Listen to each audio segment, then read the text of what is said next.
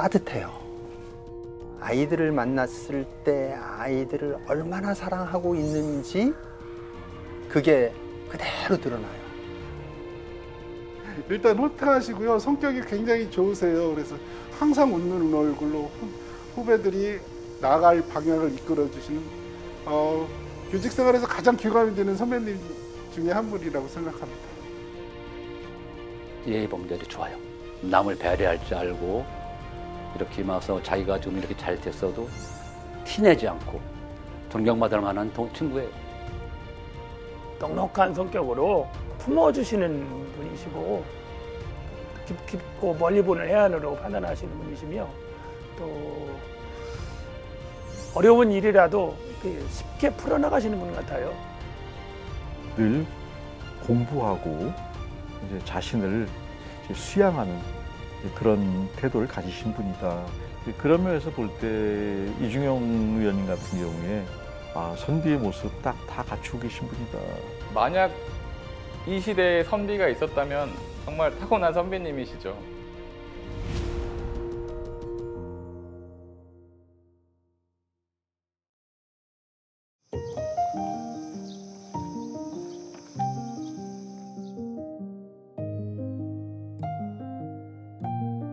저는 1956년에 충북 음성에서 태어난 이중용입니다.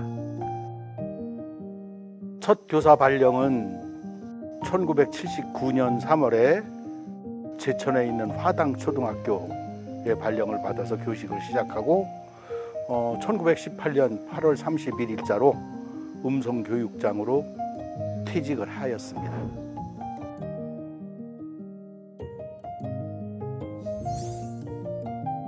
하여튼 좋은 선생님이 되려고 무진장이 노력한 사람 중에 한 사람입니다. 지금 주로 하는 활동이 이제 봉사활동 중에 하나인데 아이들을 가르치는 일을 해왔기 때문에 도산서원 선비문화수련원이라는 곳에 속해 있으면서 아이들 선비교육이라고 얘기는 하는데 그런 인성교육 쪽에 관여해서 활동을 하고 있습니다. 어진 사람이 되기 위해서 끊임없이 노력하고 무언가 입지, 뜻을 세우고 그 뜻을 이루기 위해서 쉴 새 없이 노력해가는 사람, 그런 사람을 선비라고 보고 싶습니다.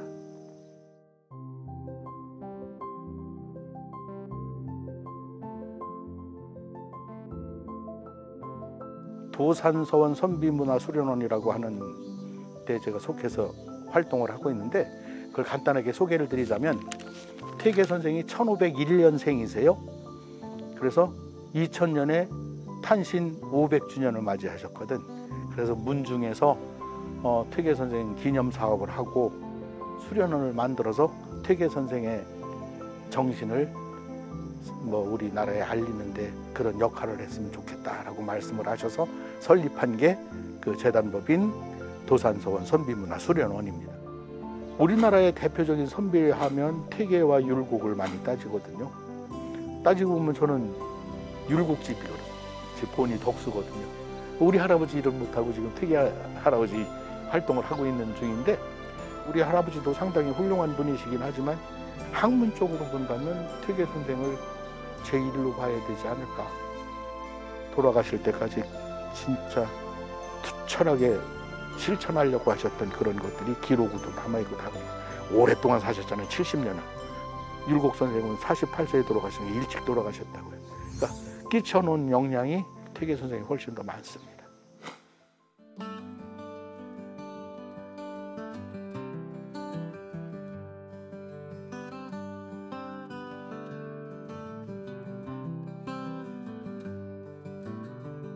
올해도 전번 주 화요일 날 5, 6학년, 오늘 3, 4학년, 9월 1일에 1, 2학년을 이렇게 하게 된 이론한 시간, 실습한 시간을 하시는데 오늘 수업은 이제 아이들하고 같이 도산서원 안에 있는 도산서당을 같이 만들고 거기에 얽힌 이야기들을 같이 나누는 이제 그런 시간이죠. 퇴계 선생에 대해서 그분의 어떤 삶이라든지 인품 또는 그분이 끼친 영향 이런 것들에 대해서 아이들하고 좀 대화를 하는 그런 수업입니다. 그래서 연이어 2년째 하는 학교가 오히려 2년째가 더 중요하다는 생각이 들어요. 선비교육을 학교로 다녀보면, 요청회에서 다녀보면 하고 난 다음에 호응이 좋아요. 아이들한테 가는 효과가 아마 눈에 보이는 쪽으로 변화가 있는 것 같아요. 그러니까 이제 작년 올 2년째 풍광초등학교를 온 이번에는 그렇게 된 거죠. 오늘처럼 이렇게 방문을 해서 그 아이들하고 함께 그 활동을 하는 것이 그 프로그램이 있고, 또 하나는 안동에 있는 도산서원 선비문화수련원에 아이들이 그리 찾아오면 저희도 그리 가서 그 태견 선생님께서 사셨던 삶의 현장을 함께 다니면서 그 또 이렇게 설명도 해주고 아이들하고 공감하는 그런 프로그램 2가지가 있습니다. 그 도산서원에서 하는 활동은 지금 학교에서 활동보다 훨씬 더 넓은 범위의 그 인성교육을 시킬 수 있습니다. 태계 선생의 자취가 남아있는 곳을 직접 같이 다니면서 거기서 활동이 이루어지기 때문에 보고 느끼고 할 수 있는 부분이 교실보다는 훨씬 더 넓죠. 저희들처럼 학교 다니면서 수업을 하거나 아이들 입교 수련을 맡아서 하는 사람들은 이제 지도위원이라고 부르는데, 전국에 지도위원이 한 200명 정도가 있습니다. 제 가까운 선배 중에 한 분이 이쪽 도산서원 선비문화수련원에 저보다 먼저 들어가셔서 봉사활동을 하고 계신 분이 계십니다.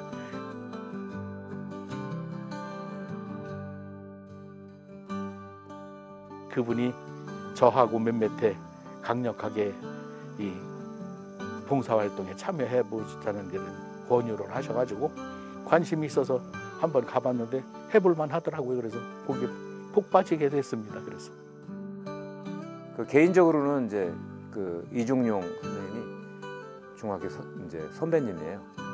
그렇게 시작이 됐습니다. 그래서 올해 이제 지금 선비 교육을 한 것이, 활동을 한 것이 4년 차를 맡고 있습니다. 거의 대부분이 우리 지도위원으로 들어온 분들이 교직에서 오래 계셨던 분들이에요.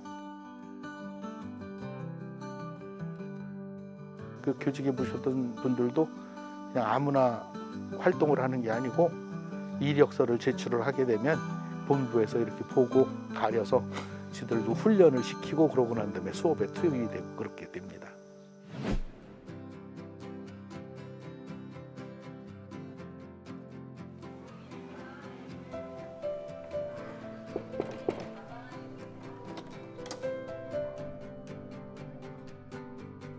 배려하는 사람이 되는 쪽이었죠. 3학년 수업 쪽에서는 나는 배려하는 사람이에요. 우리나라 같은 경우 아이들 출산율이 너무 떨어져서 아이들이 너무 귀해졌어요. 귀할수록 더 엄하게 키워야 되는, 공주님처럼 완전님처럼 대접받고 어떤 아이들이 학교에 와서 남한테 조금 싫은 소리 들으면 못 참고 못 넘기죠. 같이 귀하다는 생각을 할 수 있게끔 만들어줘야 되는 그런 교육이 배려 교육이다라는 생각을 하게 되는 거죠. 효도하는 거야, 불효하는 거야? 불효하는 거야. 여우는 불러놓고 납작한테 줬어. 두루미. 배려는 관심을 갖지 않으면 배려를 할 수가 없고, 관심을 갖는다고 하는 것은 그 사람에 대한 사랑이거든요. 관심을 갖는 것은 내가 어떻게 하는 거, 내가 좋아하는 거에 관심을 갖는 거야. 표현을 할 거 아니야, 그지? 그런 게 배려의 첫 번째야. 따뜻해요. 그리고 본받을 점이, 배울 점이 많아요. 학교나 아이들을 만났을 때 아이들을 얼마나 사랑하고 있는지 그게 그대로 드러나요. 그냥 이야기를 통해서 드러나는 게 아니라 그분의 모습 하나하나에서 그게 그렇게 묻어나는 부분을 뵙기는 쉽지 않거든요. 착하고 친절한 사람, 배려심이 많은 사람을, 그런 사람들이 뭐야? 선비야. 선비라고 부른다. 우리는 선비가 될 거야. 그래서 선생님이 여기 온 거야. 여러분들이 선비가 되라고. 그래서 지금 선비라고 그러는 걸 모두가 너무 어렵게 생각을 해서 선비가 이건 고리타분하고 뭐 이렇게 생각하는 게 아닌가 싶어요. 선비는 다른 사람이 아니다. 바르게 살려고 노력하면 그게 바로 선비다. 바른 사람이 되게 하기 위한 그런 교육이라고 생각을 한다면 이건 앞으로도 천년 뒤도 마찬가지로 그대로 계속돼야 될 교육이다라는 생각을 하게 됩니다. 학원에서 연필 깎을 때 동생이나 형이 뒤에 있으면 먼저 하라고 양보할 거예요. 제가 누나를 때리고 간지럽혀가지고 화났을 때 누나 쪽으로 생각해 보는 게 어떨까.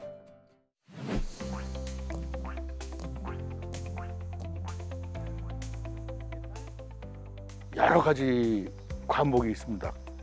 선비에 대한 공부, 퇴계 선생에 관한 공부, 사자소학이나 명심보감 같은 공부, 그다음에 그 퇴계 유적을 탐방하면서 퇴계 정신을 익혀보는 유적에 관한 공부,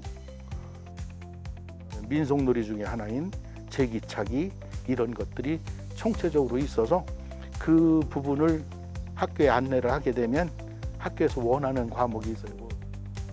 얘를 보고 해. 이걸 보고 해. 2번하고 17번을 두 개를 연결을 시켜야 되겠지? 오늘 맡은 아이들이 3학년, 4학년이에요. 이 아이들한테 그 퇴계 이황 선생을 그 설명하는 거는 상당히 어려워요, 사실은. 아이들이 이해하기 어렵기 때문에 우선 만들기를 시행함으로 해서 재미를 느끼게 하고 동기 유발을 한 다음에 그 다음에 퇴계 이황 선생님에 대해서 가급적 쉽게 이렇게 접근을 해서 수업을 하고 왔습니다. 3번 하얀은 3번 뽑아요.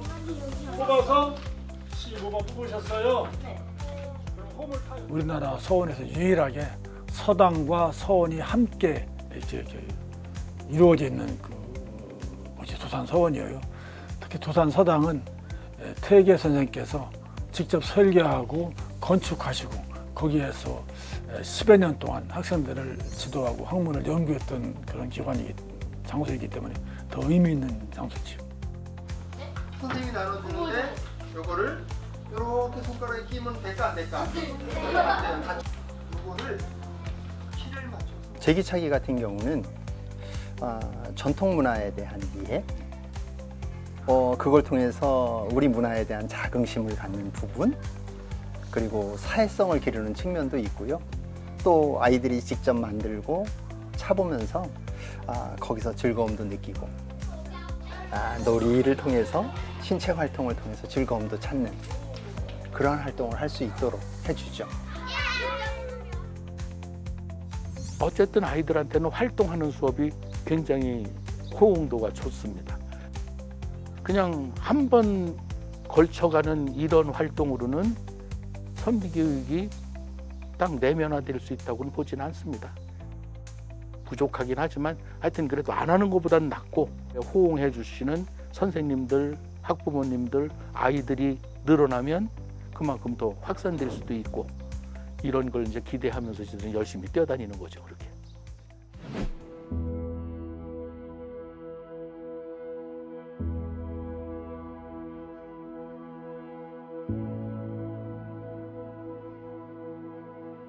삼성초는 제가 이제 교장도 하고 교육장도 그쪽에서 했기 때문에 그런지 그 부근에 있는 후배 선생님들이나 이런 분들이 제가 이쪽에 활동을 하고 있는 걸 듣고는 많이 찾아주셨어요. 삼성초등학교는 특히 더 제 고향 학교여서 그런지 거기는 1년에 2번도 불러주셔가지고 2번 갔다 오고 한 그런 학교이기도 합니다.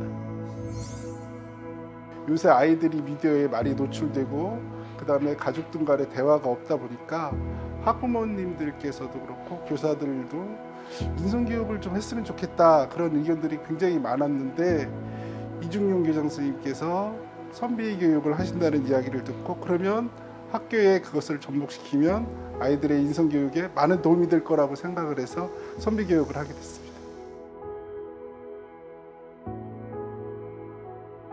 그래가지고 상준이 형은 안 부르고 여기 있는 분들만. 삼성초 하면 전 가슴이 뛰는 학교죠.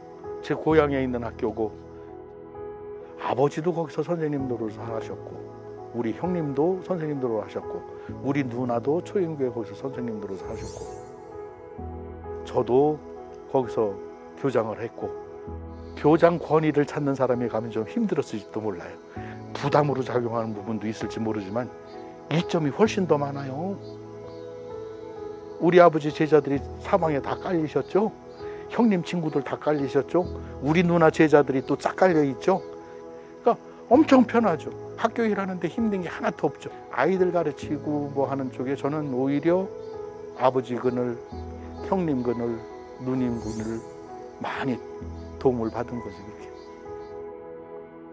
이렇게 기억이 좀 남고, 또 하나는 제가 거기 갔더니 총각 친구들이 무진장이 많아. 근데 그놈들이 다 저한테 주례를 서달라고 그래서 아마 삼성초등학교에서만 5번, 6번 주례를 쓴 것 같아. 우리 직원들. 그 친구들 지금 잘 살고 있어요.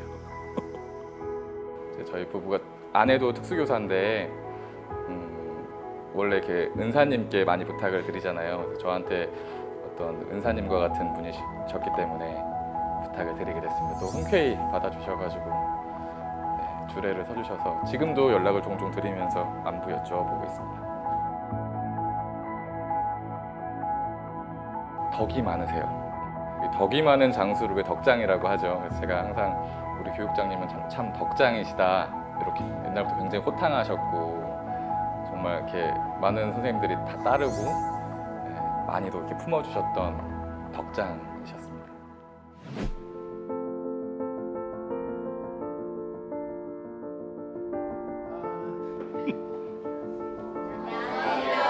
네.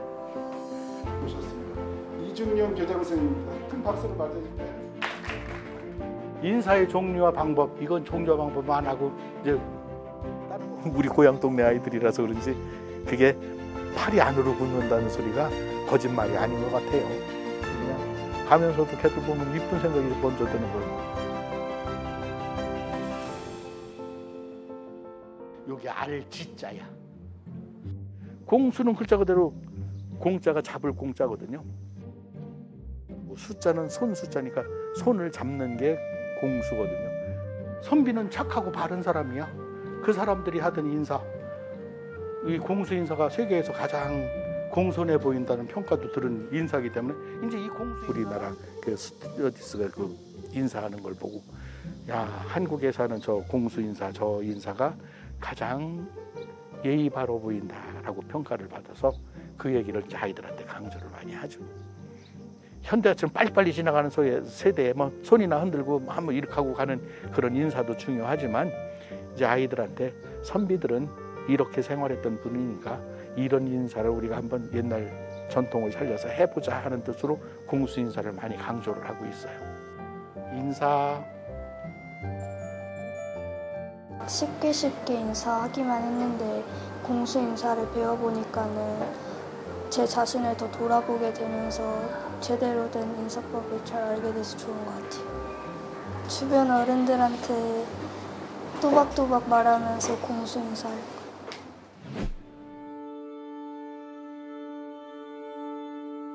거예요. 저는 선생님이 맨 처음에는 되고 싶은 생각이 없었어요. 근데 이제 아버지가 권하시는 것도 있고 집안 형편도 있고 그러니까 이제 선생님이 되긴 했는데 요거는 안 봐도 돼. 그 다음에 행동은 초장기에는 굉장히 좀 불만이 있었는데 지금은 우리 아버지가 선경 지명이 있으셨다라는 생각을 하고 중반 돼서부터는 교직에 올인할 정도로 일도 많이 맡아서 하고 그렇게 했죠. 공수 인사 열심히 한번 해보겠다. 손들어. 아이들을 굉장히 이뻐하는 편인데 학년 담임 맡고 있다가 학년 넘어갈 땐 아이들이 교실에서 대성 통곡을 해요. 안 올라가고 나랑 같이 있는다고. 애들도 지들 이뻐하는 건 다 알고 있어요. 그래서 가능하면 모두 다 이뻐하려고 노력을 하죠. 인성은 진짜 중요한 부분인데 학교나 이런 뭐 인성교육을 하는 기관 차원에서 이루어질 수 있는 것만이 아니고 학교 교육도 분명 중요하지만 가정에서도 같이 관심을 가지고 해야 될 일이다. 그런 생각을 하죠. 힘들다고 생각하면 한없이 힘든 일이기도 합니다. 사방 뭐 다니는 데가 천안으로, 아산으로, 충주로, 제천으로 사방 운전하고 다니는 것도 어렵기도 하고 하지만 우리 아이들을 도와주고 있다고 하는 그런 생각을 하게 되면 그냥 뭐 갔다 오고 나면 기분 좋죠. 힘들긴 하지만 그런 것 때문에 자꾸 계속하게 되는 게 아닌가 그런 생각을 하게 됩니다. 충주여고 수업을 또 가게 되는데 충주여고라는 학교가 참 제가 가슴에 와닿는 좀 이쁜 학교로 바뀌었어요. 충주여고에 가서 이제 아이들한테 예절 교육 시키고 뭐 했는데 이 예절법을 우리는 학교에서 이걸 한번 의도적으로 실시해보자 해서 충주여고를 가보시면 거기는 들어가면 아이들이 다 공수 인사를 합니다. 그렇게 하려고 하는 아이들이 있다는 게 이제 갔다 와서는 뿌듯하게 느껴지는 거죠. 그런 것들 참 기분 좋았습니다.